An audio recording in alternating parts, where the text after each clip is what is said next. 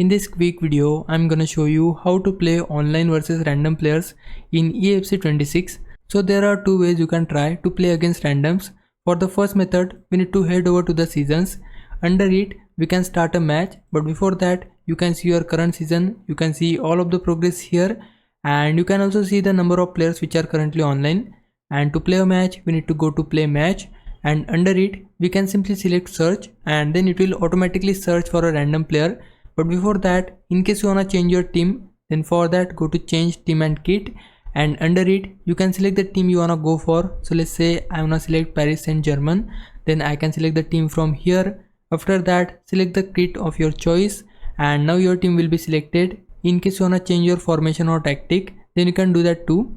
Now I wanna play a match. For that, go to search and search for opponent. Once your opponent is found, you can start playing against each other. For the second method, we can open Ultimate Team, then switch to the Play tab by pressing RB or R1, then enter Play Modes. Now we have two modes to play against random. First mode is Rush. If you wanna enter it, then press A or cross on your PlayStation, and then it will start finding an opponent for you. Once your opponent is found, you can start playing against each other.